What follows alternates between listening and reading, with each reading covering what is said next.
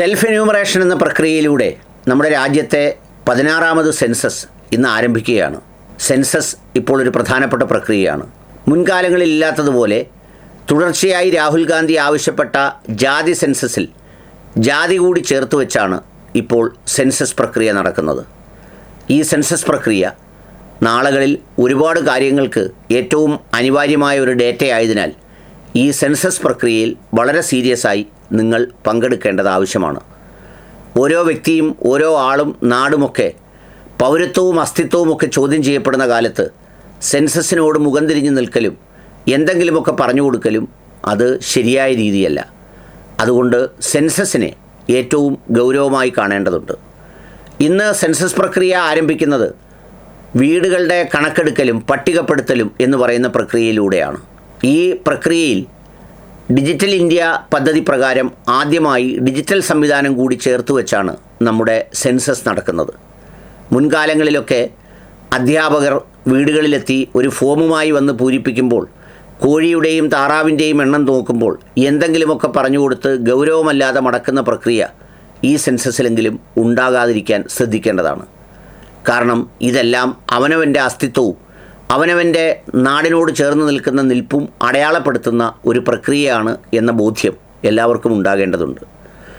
ഇന്ന് മുതൽ self enumeration എന്ന് പറയുന്ന സവിശേഷമായ ഒരു പ്രക്രിയയ്ക്ക് ഓരോ ആളുകൾക്കും വിധേയമാകാം, തയ്യാറാകാം. അവരവർക്ക് അവരവരുടെ പേരുകൾ ഡിജിറ്റൽ പ്ലാറ്റ്ഫോമിൽ എല്ലാ ഡീറ്റെയിൽസും അടക്കം എൻ്റർ ചെയ്യാം. SCcensus.gov.in എന്ന് പറയുന്ന സൈറ്റിൽ നിങ്ങൾക്ക് ലാപ്ടോപ്പിലൂടെയോ കമ്പ്യൂട്ടറിലൂടെയോ മൊബൈലിലൂടെയോ പ്രവേശിക്കാം. ആ പ്രവേശിച്ചു കഴിഞ്ഞാൽ നിങ്ങൾക്ക് ഒരു OTP വരും. ആ OTP നമ്മൾ ടൈപ്പ് ചെയ്ത് കൊടുക്കുമ്പോൾ ആ സൈറ്റിലേക്ക് എൻ്റർ ചെയ്യാം. എൻ്റർ ചെയ്ത് കഴിഞ്ഞാൽ അതിൽ 33 ചോദ്യങ്ങളുണ്ട്. ആ 33 ചോദ്യങ്ങളും ഗൗരവമായി എല്ലാം ഓരോന്നും വായിച്ച് നോക്കി അത് തയ്യാറാക്കി സബ്മിറ്റ് ചെയ്ത് കഴിഞ്ഞാൽ നിങ്ങൾക്കൊരു റെഫറൻസ് നമ്പർ മെസ്സേജായി വരും. ആ റെഫറൻസ് നമ്പർ ഏറ്റവും പ്രധാനപ്പെട്ടതാണ്. പിന്നീട് ഈ 1 മുതൽ 15 ദിവസം കൊണ്ട് പൂർത്തിയാക്കുന്ന സെൽഫ് എന്യൂമറേഷൻ ഡിജിറ്റൽ പ്രോസസ്സ് നടത്തുന്നതിനിടയിൽ 1 മുതൽ 30 വരെയുള്ള ദിവസങ്ങളിൽ അധ്യാപകർ ഈ വിവരങ്ങൾ ശേഖരിക്കാനായി നിങ്ങളുടെ വീടുകളിലേക്ക് എത്തുമ്പോൾ നിങ്ങളുടെ ഈ റെഫറൻസ് നമ്പർ കൊടുത്താൽ അവർക്ക് പിന്നീട് അധിക കാര്യങ്ങളൊന്നും ചോദിക്കേണ്ടി വരില്ല. ആ വിവരങ്ങളിൽ നോക്കി അവർ വെരിഫൈ ചെയ്ത് അപ്രൂവ് ചെയ്ത് മടങ്ങിക്കൊള്ളും. ഇത് ഇന്ത്യയിൽ നിന്ന് മാത്രമേ ഈ പോർട്ടലിലേക്ക് കയറാൻ കഴിയൂ. വിദേശ രാജ്യങ്ങളിൽ ജോലി ചെയ്യുന്ന ആളുകൾ ഇന്ത്യയിലുള്ള ആളുകളെ, മക്കളെ അല്ലെങ്കിൽ വൈഫിനെ അല്ലെങ്കിൽ സഹോദരങ്ങളെ ഉപയോഗിച്ച് ഈ മൊബൈലിലേക്ക് ഇത് കടന്ന് ഇതിൻ്റെ ഡേറ്റകൾ ഫില്ല് ചെയ്ത് പൂർത്തിയാക്കാവുന്നതാണ്. സെൻസസ് ഏറ്റവും പ്രധാനപ്പെട്ട ഒരു സംഗതിയാണ്.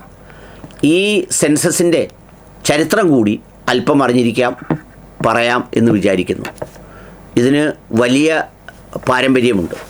കൗടില്യൻ്റെ അർത്ഥശാസ്ത്രത്തിൽ മൗര്യ ഭരണകാലത്ത് നികുതി പിരിവിനും മറ്റുള്ള കാര്യങ്ങൾക്കുമൊക്കെയായി ഒരു കണക്കെടുപ്പ് നടത്തിയതായി ചരിത്രത്തിൽ വായിക്കാം. അതിനെയാണ് ആദ്യത്തെ സെൻസസ് രൂപം എന്ന് പറയുന്നത്. പിന്നീട് AD 16ാം നൂറ്റാണ്ടിൽ മുഗൾ ചക്രവർത്തിയായ അക്ബറിൻ്റെ കാലത്ത് കുറച്ചുകൂടി വിശദമായ ഒരു സെൻസസ് പ്രക്രിയ നടന്നിരുന്നു. ബ്രിട്ടീഷുകാർ നമ്മുടെ നാട്ടിലേക്ക് എത്തിയപ്പോൾ സ്വാഭാവികമായി ഈ കൊള്ളയും അല്ലെങ്കിൽ മോഷ്ടിച്ചുകൊണ്ട് പോകുന്നതിൻ്റെയൊക്കെ ഭാഗമായി തന്നെ ആധുനിക രീതിയിലുള്ള സെൻസസ് എന്ന പ്രക്രിയയിൽ ഇവിടെ ഒരു കണക്കെടുപ്പൊക്കെ നടത്തി. ഇന്ത്യൻ സെൻസസിൻ്റെ പിതാവ് എന്ന് വിളിക്കപ്പെടുന്ന ഹെൻറി വാൾട്ടർ, അദ്ദേഹം അന്ന് അവിഭക്ത ഇന്ത്യയിലെ, ഇപ്പോൾ അത് ധാക്കയിലാണുള്ളത്, അവിടം കേന്ദ്രമാക്കി ഒരു നഗരത്തിലെ മുഴുവൻ വിവരങ്ങളും ശേഖരിച്ച് ഒരു സാമ്പിൾ എടുത്തു. അദ്ദേഹത്തെയാണ് ഇന്ത്യൻ സെൻസസിൻ്റെ പിതാവെന്നറിയപ്പെടുന്നത്. പിന്നീട് അഖിലേന്ത്യാ സെൻസസ് നടന്നത് 1872 മേയോ പ്രഭുവിൻ്റെ ഭരണകാലത്ത് ഇന്ത്യയിലുടനീളം സെൻസസ് നടന്നതായി കാണുന്നു. 881 റിപ്പൺ പ്രഭുവിൻ്റെ കാലത്ത് ഇതുപോലെ തന്നെ രാജ്യവ്യാപകമായി ഒറ്റ ദിവസം ഒരു സെൻസസ് എടുക്കുകയുണ്ടായി. അന്ന് WW പ്ലോഡൻ എന്നതായിരുന്നു അന്നത്തെ കമ്മീഷൻ്റെ പേര്. ആ കമ്മീഷൻ്റെ നേതൃത്വത്തിലാണ് ഒരു കണക്കെടുപ്പ് നടന്നത്. ഇതിലൊരു കാര്യം കൂടി ശ്രദ്ധാപൂർവം സെൻസസ് പറയുമ്പോൾ നമ്മൾ ഓർക്കേണ്ടതുണ്ട്. 1911 മുതൽ 1921 വരെ നമ്മുടെ രാജ്യത്ത് ഒരുപാട് മാരകമായ അസുഖങ്ങൾ, പ്ലേഗ്, ഇൻഫ്ലുവൻസ, പകർച്ചവ്യാധികൾ ഒക്കെ ഉണ്ടായിട്ട് നെഗറ്റീവ് ഫ്ലോ ആയിരുന്നു ജനസംഖ്യയ്ക്കുണ്ടായത്. അതായത് ജനസംഖ്യ ഗണ്യമായി കുറഞ്ഞു. അതിനാൽ 921 ഇന്ത്യൻ സെൻസസ് ചരിത്രത്തിലെ മഹത്തായ വിഭജന വർഷം എന്നുകൂടി വിളിക്കപ്പെടുന്നുണ്ട്.